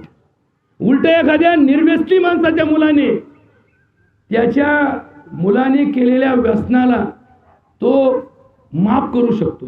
समजा एखादा माळकरी आहे आणि चुकून एखाद्या यात्रेत, एखाद्या कोणाच्या वरातीत पोरगं पिऊन आलं आणि ते बापाला लक्षात आलं, माळकरी बाप असेल तर तो पहिल्या दणक्यात माफ करायचा प्रयत्न आहे. असं करीत नव्हतं बरं का, परत जाऊन कोणाच्या आणि गेलं तास पूर्ण. पण ते जर बाप पेताळ असेल ना आणि त्याच्या लक्षात आलं ना आपलं पोरगं करून आलं, तर तो त्याच्या पाठीमागं असा लागतो, कारण त्याला त्याच्या आयुष्याचं वाटोळं माहीत असतं आणि आपल्या पोराचं वाटोळं होणार नाही याच्याकडे तो सतर्क असतो. हे जर तुम्हाला कळलं तरच हे शास्त्र तुम्हाला कळणार आहे. याचा उपचार काय आहे याच्यावरती बारीक अभ्यास अध्यात्मशास्त्रात दिलेला आहे. आता हे वाक्य फोडून फोडून सांगतो. पंचम वर्षात लाड आहे. तुम्ही 1 वर्षाच्या पोराला 1 लाखाचा सोन्याचा डाग दिला, त्या पोराला त्याचा अप्रूपही वाटत नाही आणि त्या पोराला त्याचा आनंदही वाटत नाही आणि त्या पोराला त्याच्याबद्दल काही वाटत नाही. एका मावळीने आपल्या भाच्याच्या बारशाला 2000चा ड्रेस आणला. बघा 2000चा ड्रेस आणला. आता त्या 1.25 महिन्याच्या पोराला तो ड्रेस घातला. खुश कोण झालं? पोराची आई खुश झाली, पोराचा बाप खुश झाला, पोराचा मावळा खुश झाला. पोरगा खुश झाला का? नाही, पोरगा खुश नाही झाला. कारण नवीन कपडे टोचत आहेत बरं का. आता पहिले लोक नवीन कपडे कधी घालीत नव्हते. ते पहिल्यांदा काय करायचे, भिजायचे आणि ते वाळवायचे आणि मग घालायचे. आता आपलं काय, घडी मी मोडणार, घडी मी मोडणार, मग आमची घडी विस्कळली. मग ते कपडे घातले, त्या पोराला टोचायला लागलं. अहो ते पोरग रडायला लागलं. मग आपण घे घे घे म्हणतो आपण, बघ बघ आते आली आते आली. त्याला काय करायचं, आत्याने काय काय मामा त्या महिन्याच्या पोराला काय कळतं, काही नाही कळत. मग ते पोरग आता रडायला लागलं की त्याचे खालचे इंडिकेटर थोडे थोडे लागायचे. मग लगेच मुतलं मुतलं का त्या आत्या म्हणती आईला 2000चा ड्रेस आणला आणि पोरग लगेच मुतला. तर पोरग मुतलं काय करणार, त्याचा तो स्वभाव आहे. मग तिला काय वाटतं, तिला असं वाटतं कमीत कमी एक दिवस तरी याची नवे पण राहायला पाहिजे होतं. नाही, तुम्ही चुकीच्या ठिकाणी चुकीचा खर्च करताय, लक्षात ठेवा. कधी पण लहान पोरांच्या बारशाला जायचं असेल तर त्याला सोन्याचं 100 रुपयाचं का होईना करा, चांदीचं 10 रुपयाचं का होईना घ्या. पण त्या वस्तू घेतल्याने काय होईल, भविष्यात त्यांच्या घराची आर्थिक तरतूद होईल. ते पोरगं मोठं होताना तुम्ही समजा कानातल्या कुड्या केल्या, मग चौघांनी कुड्या केल्या म्हणून काय दोन फेकून देते का, ते नाही. म्हणून कोणाला काय घ्यावं याचा पण आखलीचा भाग जागेवर ठेवायचा. लहान पोरांच्या कपड्यात कधी पैसे वाया घालू नका. इतकाले पैसे लागतात ना, त्या बारशामध्ये इतके कपडे येतात, त्या पोराच्या अंगावर एकही राहत नाही. आणि मग ती आई आपली बळच म्हणतील, नाही आता उद्या तुझ्या मावळीने घेतला ड्रेस घालते बरं का. त्या पोराला काय करणार आहे ड्रेस घातलं. नेहमी पूर्वीचे लोक आहेर म्हणून एखादी गोष्ट अशी करायची की जी त्याच्या आडीनडीला त्याला काम येईल. म्हणून या बारशाला, या लहानपणच्या बड्डेला या अशा गोष्टी आणू नका. ते केक बुके या गोष्टी क्षणभंगूर आहे. तो बुके ज्या फुलांनी तयार होतो ते फुलं आपल्या भागात कुठंच पिकत नाही. आपल्याकडे आहे कोणाकडे ते गार्डन नाही आहे. ते फुलं बाहेर परदेशी आहेत आणि बुके आपल्या देशात वाटला जातो. एक 10 फुलांचा गुच्छ 250 रुपयाला मिळतो आणि आपले गुलाबाचे फुलं बाजारात घेऊन गेलं तर 10 रुपयाला शेकडा फुलं जाते. मग आपल्याला याचं गणित कळलं पाहिजे. काय सांगतो मी, 5 वर्षाच्या आत मुलांचे लाड करू नका. त्यांना त्यांच्या पद्धतीने जगू द्या. त्यांच्यावर धाकं दाखवू नका. त्यांच्या बालमनावर आघात होईल असं दर्शन त्यांना देऊ नका. म्हणजे 5 वर्षाच्या आतलं पोरगं मौतीला नेऊ नका. बघा बरं का, 5 वर्षाच्या आतलं पोरगं कोणाच्या मौतीलाही नेऊ नका. मुलगा असेल मुलगी असेल, कोणाच्या घरात दुःख झालं तर तिथं 5 वर्षाच्या आतले पोरं नेत जाऊ नका. नाही तर आमचा मामा वारला होता आणि आमचं 1 वर्षाचं पोरगं घेऊन चालले, अजिबात नाही. लक्षात ठेवा, 5 वर्षाच्या आतल्या मुलाला दुःख दाखवू नका. का दाखवू नका? कारण दुःखाचा संस्कार जर बालपणी झाला तर आयुष्यभर तो संस्कार मिटत नाही. चुकलिया चुकत ती जाते, काही केल्या सुधरे नाते. लहानपणी मुलांचं बाळसं टिकून राहण्यासाठी प्रयत्न करा. मग बाळसं टिकवण्यासाठी कॅडबरी घालायची का शेंगदाणे भिजून घालायचे हे तुम्ही ठरवा. जर तुम्ही रोज पोराला शेंगदाणे भिजून घातले तर तुमचं पोरगं शेंगदाण्याचा हट्ट धरील आणि त्याचा बाप सुखी की ज्याचं पोरगं शेंगदाण्याचा हट्ट धरतं, ज्याचा पोरगं बदामाचा हट्ट धरतं. त्याचा बाप सर्वात दुःखी की ज्याचं पोरगं पुंगळ्याचा हट्ट धरतं, ज्याचा पोरगं चाऊमिनचा हट्ट धरतं, ज्याचं पोरगं कॅडबरीचा हट्ट धरतं. आणि मग दुकानदार बी आमचे काही हुशार असतील. शाळेजवळ दुकान असेल ना हे चाऊमिन लटकायचं. असं नाही का बदामाचे पाकिटं लावले बाहेर लटकवली. काय लटकी द्याल, या पुंगळ्या लटकवायच्या, बाहेर अशा फुगे लटकवायचे. त्या पोराच्या नजरेत भरलं की पोरगं लगेच थांबा पप्पा थांबा. हे का का तर मी शाळेत जातो. ब्लॅकमेलिंग चालू कुठं होतं माहिती का? त्या मुलाला 5 वर्षापासून 10 वर्षापर्यंत त्याचे लाड करताना आपण चुकीचे लाड करतोय हे करताना लक्षात ठेवलं पाहिजे. ही चूक भविष्यात भावणार आहे. लाड करा पण योग्य मार्गाने लाड करा. कुठपर्यंत? 5 वर्षापासून 10 वर्षापर्यंत हे वय लाड करण्याचं आहे. लाडोबाचे लाड करतोय कोण म्हणतात ना ते. कोणत्या वयापासून? बालवाडीच्या मुलापासून तर 4थीच्या मुलापर्यंत लाड करा. 10 वर्ष ताडयेत. आता या वाक्यात घोटाळा आहे बरं का. इथून पुढे घोटाळा सुरू झाला. 10 वर्षापासून 15 वर्षापर्यंतच्या पोराला ठोकूनच काढा. हे तसं सुधारायचं नाही. जर तुमचं पोरगं तुम्हाला असं वाटत असेल की आयुष्यात बिघडलं नाही पाहिजे, तर 10 पासून 15 पर्यंत त्याला शासन झालंच पाहिजे. का झालं पाहिजे? कारण शास्त्र सांगतं त्याच्या मनावर आपल्या चुकीला आपल्याला शिक्षा मिळते हे बिंबवलं गेलं पाहिजे. आपण चूक केली की ती चूक आपल्याला काय भाव पडली हे त्याला कळलं पाहिजे. मग त्याचा गृहपाठ आणला नाही त्याला ठोकलं पाहिजे, त्यांनी वर्गपाठात अभ्यास केला नाही त्याला ठोकलं पाहिजे. आता तुम्ही म्हणाल कायदा कुणीकडे चाललाय आणि तुमची ठोकाठोकी कुणीकडे चालली? कायद्याच्या नादी लागू नका, धर्माच्या नादी लागा. धर्मो रक्षती रक्षिता. आमचे मास्तरला काय पिसाळं कुत्रं चावलं होतं म्हणून आम्हाला ठोकीत होते. ते आमचे बुट्टे कांबळे सर होते. असे ठोका आला का ठोकायची? मी मला माझं काही चुकलं नाही. चुकलं नाही मला सांगतो परत ठोकायची. अहो मग सर मी काय केलं नाही परत ठोकायची.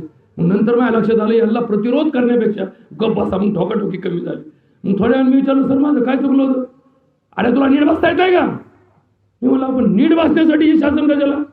मग तुला काय वाटतं? तुला मोकळं सोडायचं का? तुझं बाप मोठा आहे मोकळं सोडायचं का बरं त्यांनी ती शिक्षा केली असेल?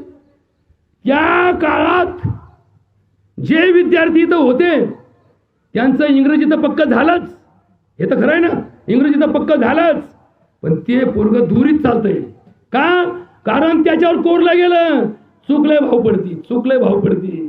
चुकीला तुम्ही जितक्या माफी कराल तितका तो मुलगा चुकीच्या माफी करताच प्रयत्न करील.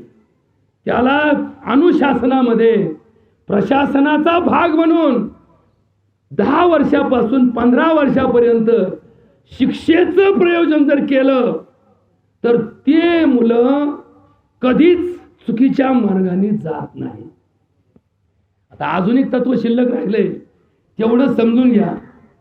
15 वर्षात मित्रवत आचरित. 15 वर्षाचा मुलगा झाला की त्याला फक्त आणि फक्त मित्राप्रमाणेच वागवा. आपण उलट करतो.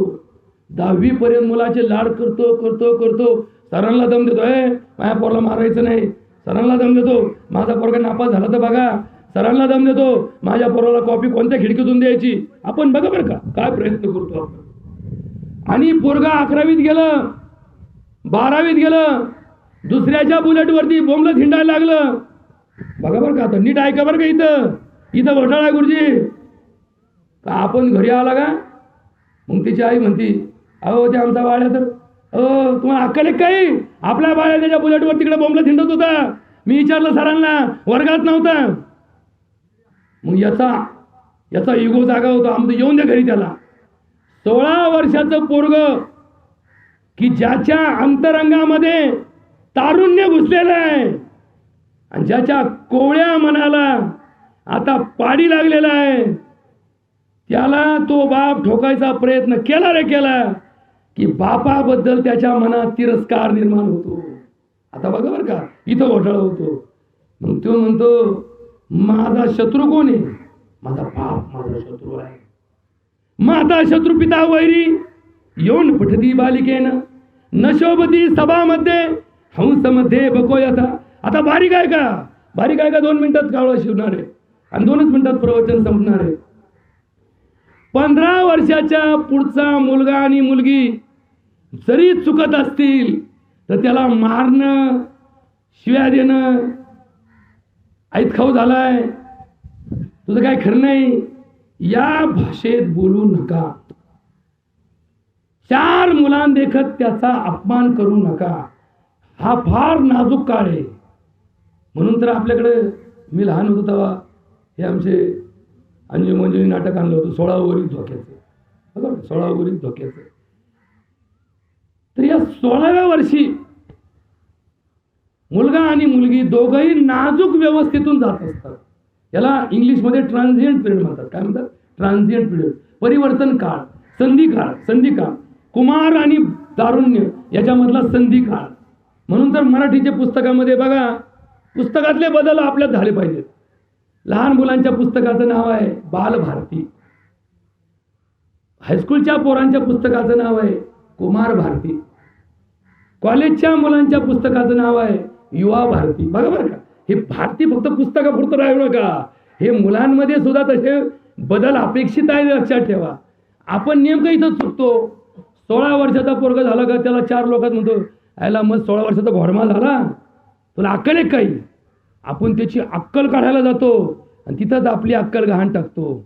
अजिबात नाही. या वयात त्याला या भाषेत बोलणं हेच त्याला वाईट वळणाला लावायला प्रवृत्त करतं. लक्षात ठेवा, त्याच्या प्रवृत्तीत इथंच घोटाळा होतो. तो त्या गोष्टीला चांगला म्हणतो की ज्याला बापाचा विरोध आहे, आणि त्या गोष्टीला वाईट म्हणतो की ज्याला बापाची संमती आहे. बघा बरं का, इथंच घोटाळा होतो, इथंच घोटाळा होतो, इथंच त्या मुलीचाही घोटाळा होतो, इथं त्या मुलाचाही घोटाळा होतो.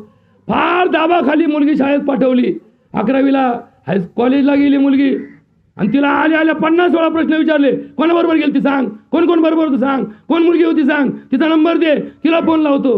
लक्षात ठेवा, विश्वासार्हता ही न गमावता तुम्हाला सूचक लक्षणं सापडली पाहिजे.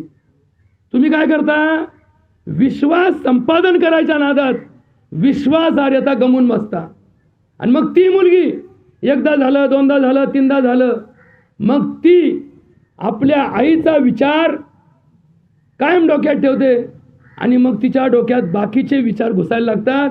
एवढी नावं ठेवते आणि तेवढी नावं ठेवते, आणि मग तिचा पाऊल चुकीचं पडू शकतं. मुलांच्या बाबतीमध्ये सुद्धा हे आकर्षण निर्माण झालेल्या मुलाला तुम्ही धाप दडप मारून दडपून त्याला शिव्या देऊन कधीही त्याची सुधारणा होणार नाही. त्याच्या पायात तुमची चप्पल यायला लागली की त्याला मित्राप्रमाणेच समजून घ्या. म्हणजे काय करा, त्याच्या आई देखतही त्याचा अपमान त्याला आवडत नाही.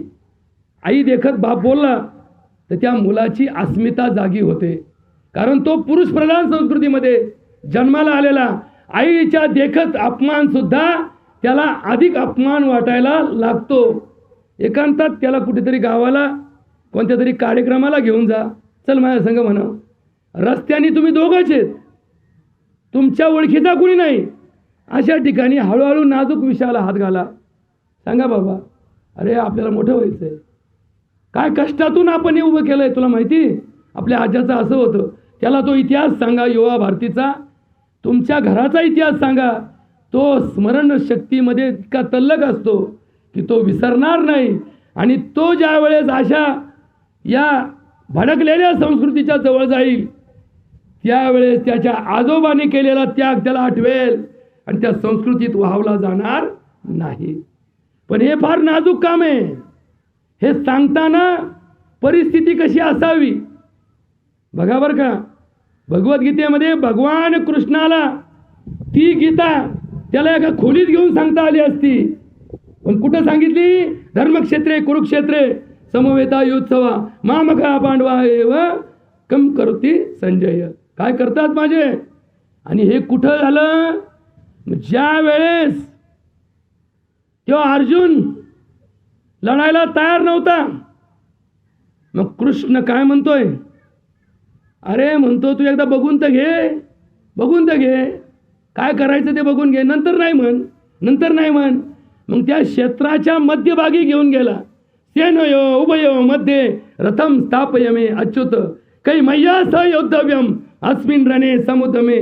आणि मग तिथं गेला, गुरु पाहिले, आपले सहकारी पाहिले, आपल्यापेक्षा मोठे पाहिले, आपले ताऊ पाहिले, आणि मग काय म्हणतो, सिदंती मम गात्राणी मुखचैव परिशुष्यते न शक्नो मस्तातु नुपतुचे मनः वेपतोचु शरीरे मे रोम हर्षाच जायते गांडीवम संसृते हस्तात त्वक्चैव परिदह्यते. आणि मग अर्जुनाला त्या भूमिकेत कृष्णाला असं वाटलं की याला इतिहास सांगावा, आणि मग तो इतिहास सांगितला, आणि मग तो अर्जुनाला युद्धाला तयार करून बसला. तसा तुमचा मुलगा अर्जुनाच्या भूमिकेत आहे की ज्याचं वय 15 वर्ष झालंय, आणि तुम्ही तिथं कृष्णाच्याच भूमिकेत थांबा. त्याला हे जग दाखवा, मग त्याच्या पोराचं वाटोळं झालं, मग त्याचं अमकं झालं, मग त्याचं तमकं झालं, दाखवा. तुम्हाला जर तुमच्या मुलांनी दारू पिऊ नये असं वाटत असेल तर दारू पिऊन लिव्हर खराब झालेल्या एखाद्या माणसाला एखाद्या दवाखान्यात ॲडमिट केल्यानंतर त्या मुलाला तिथं भेटायला आवर्जून घेऊन जा आणि त्याच्या देखत डॉक्टरला सांगा, डॉक्टर साहेब याला काय झालंय, आणि मग त्याचं पाणी त्या तुमच्या 15 वर्षाच्या मुला देखत काढा आणि त्याच्या संस्कारात बिंबवा की असं होऊ शकतं. ते पोरगं शिवणार नाही, पण ते शिवलेलं असेल तर त्याच्यावर परिणाम होणार नाही. कारण एकच प्याला नाटक काय होतं, एकच प्याला नाटक तो म्हणायचं काय करा, मला फक्त एवढा एकच एकच एकच. त्या एक पायी त्या नटसम्राटने काय केलं, पूर्ण जीवनाचं अस्तित्व नष्ट करून दाखवलं. तशीच भूमिका आमच्याकडे लसीकरणाच्या बाबतीमध्ये असली पाहिजे. करोना झाल्यावर लस टोचली ना करोनाची वाढ होते. अगं बरं का, आता हे वाक्य बबनराव ऐकून घ्या बरं का. एखाद्या माणसाला पोलिओ झाला, त्या माणसाला पोलिओची लस देता येत नाही. एखाद्या माणसाला गोवर निघाला, त्याला गोवरची लस देता येत नाही. एखाद्याला टायफॉइड झाला, त्याला टायफॉइडची लस देता येत नाही. का? कारण टायफॉइडच्या लसमध्ये टायफॉइडचे जंतू असतात आणि त्याच्याही शरीरात टायफॉइड झाल्यामुळं जंतू असतात. त्या जंतूने जंतूची काय होते, वाढ होते. तसं माणसाला अकलीचे ढोस, या उपदेशाचे ढोस पाजायची व्यवस्था कधी आणि कुठे आहे हे पाहिल्याशिवाय उपदेश करू नका. आता हे का सांगतो तुम्हाला मी, आमचा अनिल या हिंगणगावच्या हायस्कूलच्या शाळेमध्ये पहिल्या नंबरनी होता. त्याच्या इतका गणितात तज्ज्ञ कोणी नव्हता. त्याच्या वर्गातले पोरं सांगतील तुम्हाला. आता का? कारण तो आमच्या क्षेत्रात काम करत होता, आमच्या क्षेत्रामध्ये होता. त्यावेळेस मी पाहिलं त्याच्या इतका चाणाक्ष लॅब टेक्निशियन नव्हता. त्याच्या इतका हुशार, व्यवहारात हुशार मुलगा त्याच्या वयाच्या 20 ते 30 वर्षाच्या काळात नव्हता. मग पुढे पुढे पुढे हे चक्रव्यूह जे असतं ना, हे चक्रव्यूह की जे चक्रव्यूह भेदणं सामान्याच्या बुद्धीला शक्य होत नाही, या चक्रव्यूहामध्ये ही मुलं अडकतात. आता हे चक्रव्यूह काय फक्त एकाच ठिकाणी नसतं. चक्रव्यूह म्हणजे काय, हे चक्राकार व्यूहरचना केलेलं हे सगळ्या बाजूने असतं. त्याच्यामध्ये दोष कुणा एका व्यक्तीचा, कुणा एका सत्तेच्या सत्ताधीशाचा, कुणा एका व्यवस्थेचा नसतो, तो संपूर्ण साम्राज्याचा सदोष विचार असतो. मग त्याला कायदेही कारणीभूत आहेत, त्याला आईबापही कारणीभूत आहेत, त्याला शाळेची व्यवस्थाही कारणीभूत आहे, त्याला सामाजिक जीवनाची व्यवस्थाही कारणीभूत आहे, त्याला आमच्यासारखे नेते मंडळी कारणीभूत आहेत, त्याला त्याच्या परिसरातले लोकही कारणीभूत असतात. हे सगळं एकत्र करून त्याचा मसाला तयार होत असतो. आणि म्हणून लक्षात ठेवा, हात जोडून विनंती करतो, इथून मागं काय घडलं असेल ते घडलं असेल. इथून पुढच्या काळामध्ये 15 वर्षाच्या पुढच्या मुला मुलीला फार जपून हाताळा, फार जपून हाताळा. तुम्ही करायला जाताना एक आणि घडेल एक, हे लक्षात ठेवा, हे लक्षात ठेवा. हे मी सांगत नाही, हे शास्त्र सांगतंय. पंचम वर्षात लाडेत, दशम वर्षात ताडेत, 15 वर्षात मित्रवत आचरेत.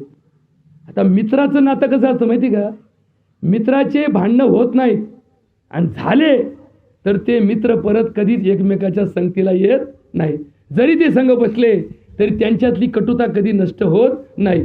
सगळ्यात अवघड नातं जपायचं असेल तर मित्रत्वाचं नातं आहे. का? कारण ते तयार केलेलं नातं असतं. मित्र काय असा जन्मोजन्मीचा नसतो.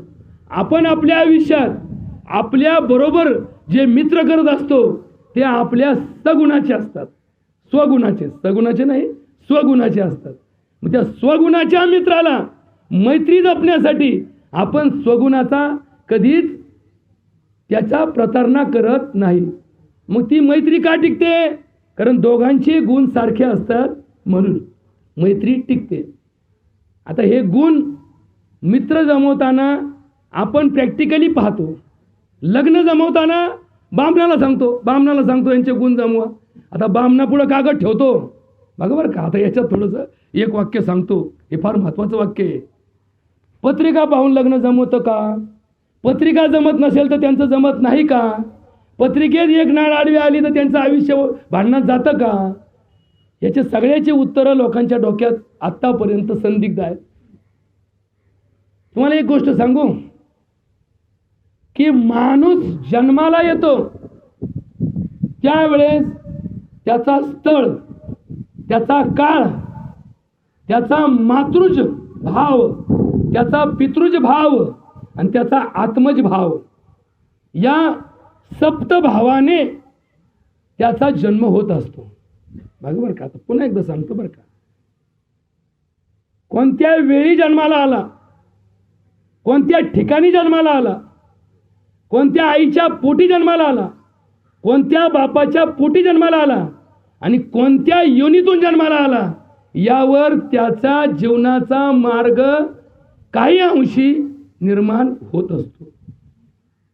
सहज, गर्भज, जातज, पीडज, प्रभावज, स्वभावज आणि आत्मज या 7 घटकांचा मिळून त्याचा जन्म होत असतो. मग एखाद्या आईने गर्भवती असताना ग्रहणाचं पथ्य पाळलं नाही, त्याचा परिणाम होऊ शकतो का? तर होऊ शकतो म्हणायला काय हरकत आहे? मी म्हणतो होऊ शकतो म्हणायला काय हरकत? समजा आपण म्हणलो काहीच होत नाही, एखादा अंधश्रद्धाच्या नावाखाली म्हणाल असं कुठे असतं काय? तर काय फरक पडतो? तुम्ही घरात बसले तरी ग्रहण चालूच आहे, तुम्ही दारात गेले तरी ग्रहण चालूच आहे, तुम्ही चंद्र पाहिला तरी ग्रहण चालूच आहे, नाही पाहिला तरी ग्रहण चालूच आहे. गैरसमज आहे तुमचा, गैरसमज आहे तुमचा. का? कारण जर चंद्राचा प्रकाश पृथ्वीवर पडून पृथ्वीचं वातावरण बदलू शकत असेल तर त्याच ग्रहणाच्या चंद्राचा प्रकाश गर्भावर पडून गर्भात बदल करू शकण्याची ताकद त्यात असणारच आहे. जर एक सूर्य जगामधलं वातावरण बदलू शकतो तर सूर्यग्रहण गर्भाचं वातावरण बदलू का शकत नसेल? यावर थोडा विश्वास ठेवत चला. आता याच्यात त्याचा मेळ का बसत नाही? कारण पूर्वी या कुंडली पाहणारे हे 100% ज्ञानी असायचे आणि कुंडलीला जी माहिती पुरवली जायची ती 100% खरी असायची. आता लोक माझ्याकडं बरं का भुवनराव लग्न जमवायला टाळले देत, डॉक्टर साहेब काम होतं. अहो ते आमची पोरगी किती वाजता झाली हो? आता माझी किती वाजता झाली मला सांगता यायचं नाही. तुझी 20 वर्षापूर्वी किती वाजता झाली? नाही ना, बघा बरं, बघा बरं, अशोक बघ रे तेवढं. मग अशोकला हळूच चहा प्यायला घेऊन जाणं, अशोक तेवढं बघ बरं आपलं काम होतं जरा. अहो त्या पुरीचं लग्न करायचं आहे आणि तिची कुंडलीला बामन म्हणतो टायमिंग सांगा. आता मला डॉक्टरकडेच जावं आता, कारण काय झालं त्या काळात 1985 ते 2000 जवळपास 16,000 डिलिव्हरी आपल्या हाताने करण्याचं भाग्य आपल्याला लाभलं. त्याच्यामुळे या सगळ्यांचा जन्म जायला तर तिथंच झाला आणि मग अडचण आली. मी म्हणलं अहो पण तुमच्या ध्यानात असं ना बाई, तुम्ही सकाळी 12-3 झाल्या का दुपारी झाल्या का आठवायचं डॉक्टर साहेब? आता बघा बरं का, एक पोरगं झालेलं आपल्याला आठवत नाही कधी झालं ते.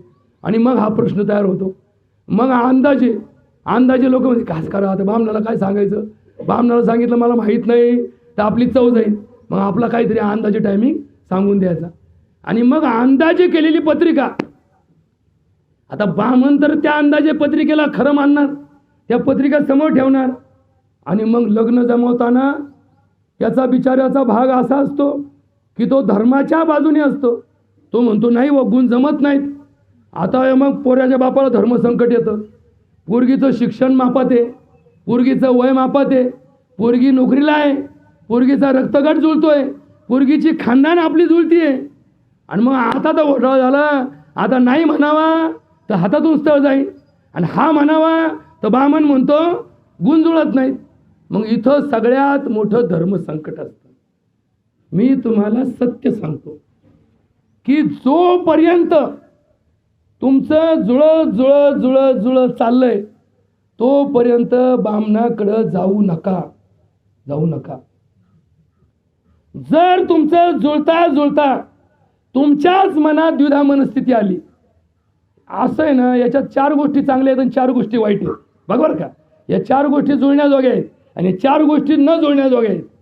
असं ज्यावेळेस परिस्थिती निर्माण होईल आणि तुम्ही निर्णयाला येत नसाल की तुमचा निर्णय असा घेतला तरी तोटा वाटत असेल आणि असा घेतला तरी तोटा वाटत असेल तर मग थांबा, तिथं बामणाला मध्ये घाला.